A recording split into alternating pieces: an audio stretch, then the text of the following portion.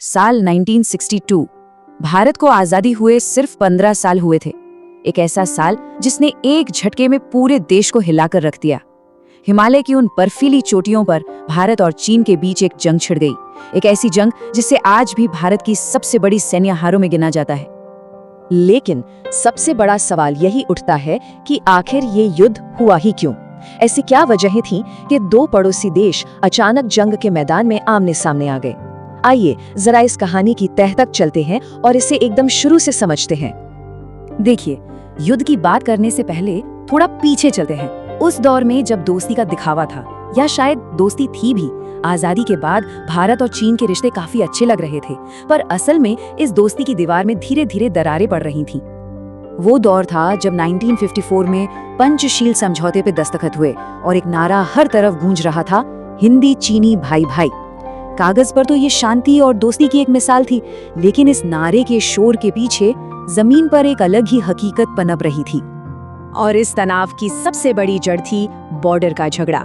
भारत का मानना था कि जो मैकमोहन लाइन अंग्रेजों के जमाने में खींची गई, वही असली सरहद है। दूसरी तरफ चीन कहता था कि ये लाइन तो गुलामी की निशानी है, हम इसे नहीं मानते। और इस पूरे विवाद का सेंटर था अक्साई चीन का इलाका। भारत के लिए ये लद्दाख का हिस्सा था, तो चीन के लिए ये उसके दो जरूरी प्रांतों शिनजियांग और तिब्बत को जोड़ने वाली एक बेहद अहम सड़क थी। तो ये दोस्ती दुश्मनी में कैसे बदली? इसके पीछे कुछ बड़े कारण थे।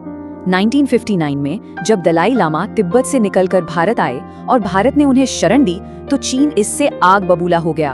फिर 1962 में भारत ने अपनी फॉरवर्ड पॉलिसी शुरू की, मतलब चीन को आगे बढ़ने से रोकने के लिए बॉर्डर पर अपनी नई चौकियां बनाना शुरू कर दिया।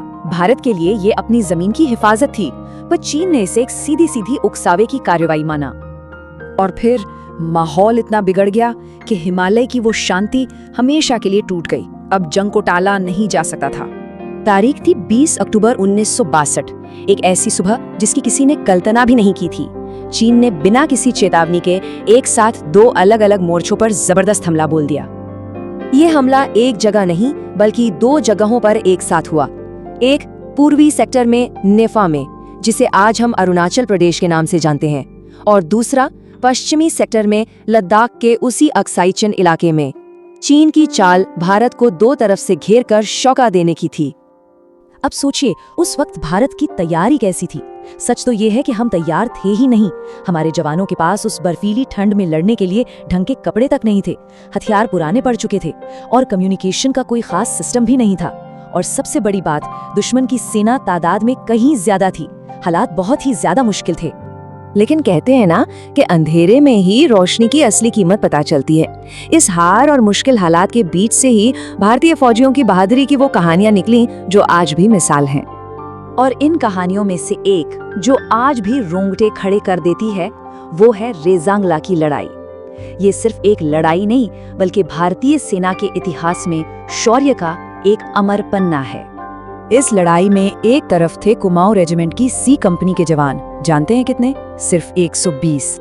और दूसरी तरफ उन पर हमला करने वाले चीनी सैनिक थे 1000 से भी ज्यादा। मतलब ये लड़ाई बराबरी की थी ही नहीं, ये एक नामुमकिन जंग थी। मेजर शैतान सिंह की लीडरशिप में उन 120 में से 114 जवानों ने देश के लिए अपनी जान दे दी। उन्होंने आखिरी आदमी और आखिरी गोली तक लड़ाई लड़ी। उनकी इस बहादुरी ने दुश्मन को इतना नुकसान पहुंचाया कि वो उस दर्रे पर कब्जा नहीं कर पाए। तो ये युद्ध तो अचानक ही खत्म हो गया, लेकिन इसका जो असर भारत पर पड़ा वो बहुत गहरा और दूर तक जाने वाला था। इस एक महीने ने देश की सोच को हमेशा के लिए बदल दिया।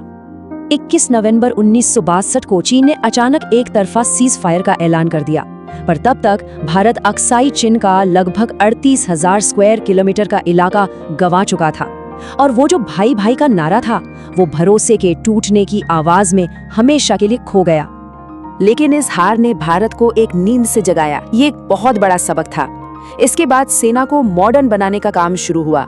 रक्षा बजट बढ़ाया गया, नए हथियार खरीदे गए, बॉर्डर पर सड़कें और एयरफील्ड्स बनाए गए, और भारत की रक्षा नीति जो पहले आदर्शवाद पर चलती थी, अब पूरी तरह से सैन्य तैयारी पर फोकस हो गई। और जानते हैं इन बदलावों का नतीजा क्या हुआ? 1962 की हार की राख से ही 1965 और 1971 के युद्धों में मिली शानदार जीतों की नींव रखी गई। तो आखिर में हम क्या कह सकते हैं? यही कि 1962 की हार ने भारत को तोड़ा भी और एक नए तरीके से बनाया भी।